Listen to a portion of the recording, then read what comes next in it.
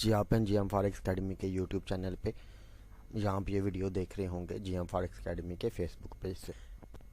तो जैसा कि आप लोगों को बता चुका हूँ कि आज के दिन में भी हमने एज यूजुअल 4 ट्रेड्स ली।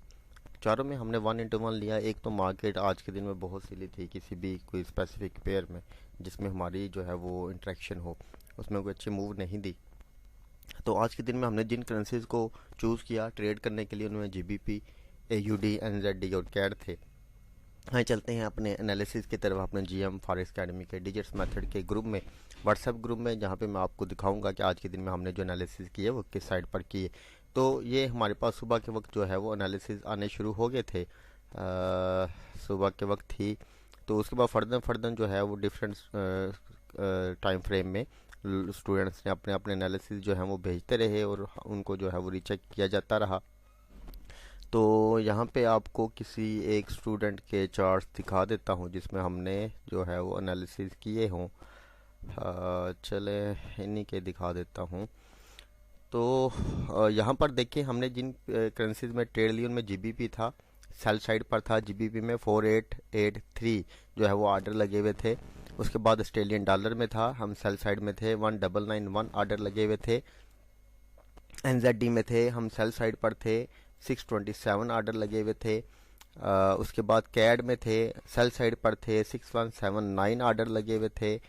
उसके बाद बस यही थे आज के दिन में जो करेंसीज जिनको हमने चूज़ किया। आए चलते हैं हम अपने चार्ट्स के ऊपर, जहाँ पे मैं आपको दिखाऊंगा कि मैंने कौन से लेवल को जो है वो यूज़ किया फॉर SL पर्पज़ और किस तरह से हमने जो है उनको मैनेज किया। तो सबसे पहले तो बताता चलूँ कि जो पेयर मैंने चूज़ किए वो थे GBP और AUD। अब GBP में 4883 आर्डर थे सेल के, जबकि AUD में तकरीबन 2000 आर्डर थे सेल के।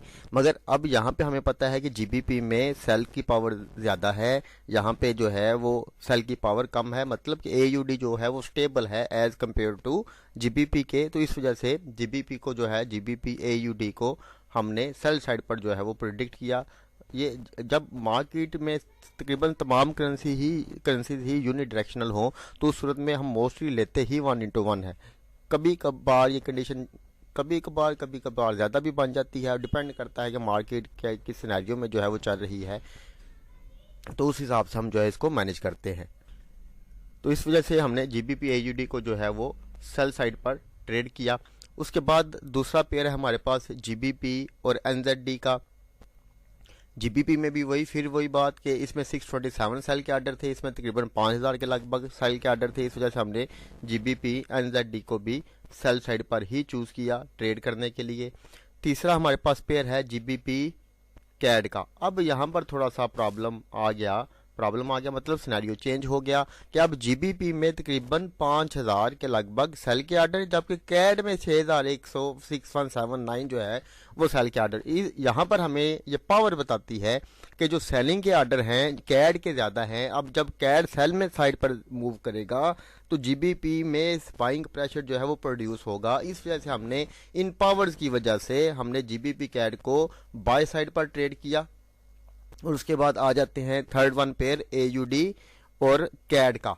अब कैड में चूंकि सबसे ज़्यादा ऑर्डर लगे हुए थे, इस वजह से हमने AUD और कैड को ट्रेड किया, AUD और कैड को। अब कैड जब सेल साइड पर मूव करेगा तो AUD में डेफिनेटली जो है वो बाइंग पावर प्रोड्यूस होगी। इसमें 6000 सेल के आर्डर, इसमें 2000 सेल के आर्डर, 4000 आर्डर सेल के ज़्यादा कैनेडियन डॉलर में। उस वजह से इसको भी जो है वो हमने बाय साइड पर जो है वो प्रिडिक्ट किया और बाय साइड पर ही हमने इसको ट्रेड किया। आए चलते हैं अपने चार्ट्स की तरफ। हमने लेवल कौन से यूज़ किए, तो सबसे पहली ट्रेड जो है हमारे सामने इस वक्त GBP कैड की है, जिसको हमने बाय साइड पर ट्रेड किया। यहाँ पे लिखा हुआ भी है बाय साइड पर हमने इसको ट्रेड किया। मैं आपको बताता हूँ कि हमने जो लेवल है वो कौन सा यूज़ किया। ये H4 का लेवल आपको नज़र आ रहा होगा, जहाँ से मार्केट ये उसने रिट्रेस किया। ये H1 में अगर देखें तो ये अच्छा खासा ये रिट्रेसमेंट बनती है 2 दिन की 3 दिन की तकरीबन। तो उस रिट्रेस किया, यहाँ से फिर उसको जो है वो बूम मिला, इसको जो है वो बाइंग मिली यहाँ से। तो इस लेवल को हमने यहाँ पे लगाया, फिर मार्केट आई, फिर यहाँ से इसको रिजेक्शन मिली। अब इस लेवल से जो है वो हमने बाइंग की। मार्केट बिल्कुल हमारे SL के पास होकर बहुत छोटा बहुत थोड़ा डिफर रह गया था, एसएल के पास होकर वापस ऊपर की तरफ गई, 1/1 लिया और हमने मार्केट को जो है वो स्किप कर दिया। तो यहाँ पर ये वाली ट्रेड थी हमारे पास, 1/1 लिया इसमें भी। उसके बाद की जो दूसरी ट्रेड है हमारे पास वो है जीबीपी एयूडी की। यहाँ पर देखें जीबीपी एयूडी को हमने जो है वो सेल साइड पर ट्रेड किया। आए चार्ट के ऊपर चलते हैं। जीबीपी एयूडी में ये वाला लेवल था, H1 में अगर आप देखें तो ये लेवल बनता है जिसको मार्केट ने एक बड़े वॉल्यूम के साथ, ये नीचे वॉल्यूम नजर आ रहा होगा, बड़े वॉल्यूम के साथ तोड़ा, वापस गई ऊपर, यहाँ से रिजेक्ट हुई, आज फिर ऊपर गई और फिर रिजेक्ट होगी। तो यहाँ पर भी हमने ये ट्रेड कुछ इस तरह से आपको नजर आ रही होगी। यहाँ पर भी हमने जो है जीबीपी एयूडी की ट्रेड आपके सामने रख रहा हूँ, ये वाली। यहाँ पर हमने जो है सेल लिमिट लगाई हुई थी यहाँ पर इस लेवल पे। जब मार्केट नीचे यहाँ पर थी तो हमारे पास डिजिट्स आगे थे, यहाँ पर सेल लिमिट लगाई हुई थी, मार्केट ने सेल लिमिट को एक्टिव किया, इसके ऊपर जो है वो एसएल था और मार्केट ने जो है वो 1/1 का टीपी दिया और मार्केट से जो है वो हम निकल गए। तीसरी ट्रेड है हमारे पास जीबीपी एनजेडी की। तो जीबीपी एनजेडी की ये वाली ट्रेड है, इसको भी हमने सेल साइड पर ट्रेड किया। लेवल कौन सा हमने यूज़ किया, चलें उस तरफ चलते हैं। तो यहाँ पर आप देखें कि मार्केट ने ये एक बुल मूव का जो है ये हायर हाई, ये हायर लो और ये फिर हायर हाई, ये हायर लो तोड़ा, नीचे आई। तो अब यहाँ पर ये वाला एरिया था हमारे पास जिससे मार्केट जो है वो पलट सकती थी। सुबह जब एनालिसिस किए हमने तो मार्केट यहाँ पर थी, तो यहाँ पे हमने जो है वो मैंने सेल लिमिट जो है वो यूज़ करी हुई थी। ये थोड़ा सा लेवल यहाँ पे बड़ा नज़र आ रहा है, ये लेवल यहाँ तक बनता है। सेल लिमिट जो है वो यूज़ की, मार्केट ने सेल लिमिट एक्टिव की और स्टिल जो है इसमें भी और जीबीपी एयूडी में भी मार्केट स्टिल जो है वो सेल साइड पे आ रही है। मगर दिन में चूंकि मार्केट बहुत ज़्यादा स्लो थी तकरीबन तमाम ही पेयर में, तो इस वजह से 1/1 लिया और मार्केट से निकल के, मगर अभी भी स्टिल जो है वो मार्केट सेल साइड पर ही आ रही है। उसके बाद है हमारे पास fourth one trade AutoCAD की ट्रेड है हमारे पास।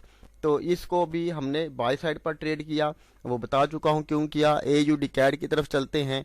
तो यहाँ पर देखें ये लेवल है हमारे पास, ये H4 का लेवल है। मैं आपको अगर दिखाऊं इसको तो ये H4 का लेवल है हमारे पास, यहाँ से निकला है ये लेवल। मार्केट ने जब इस लेवल को ब्रेक किया, इसको टेस्ट किया और यहाँ से इसको ये रिजेक्शन मिली, ये रिजेक्शन मिली, वो देखिए मार्केट को बहुत अच्छी बूम मिली। वहाँ से अब मार्केट जो है वो वापस आ रही है। तो वहाँ यहाँ से आप नीचे आई तो इस लेवल से जो है वो हमने ट्रेड ली। ये ट्रेड आपको कुछ इस तरह से नज़र आ रही होगी। तो यहाँ पर अगर आप देखें तो ये वाली ट्रेड यहाँ से ली, 1/1 लिया, ये भी बिल्कुल एसएल के पास से होके वापस पलटी। इस लेवल से अगर ये लेवल आपको दिखाऊं, यहाँ पे तकरीबन एसएल था हमारा, ये लेवल अभी थोड़ा सा बड़ा लग गया, ये बिल्कुल एसएल के पास से होके आई। तो मार्केट ने 1/1 दिया हमें और मार्केट से जो है वो हम निकल गए। तो ये कुछ ट्रेड्स थी जो आज के दिन में ली।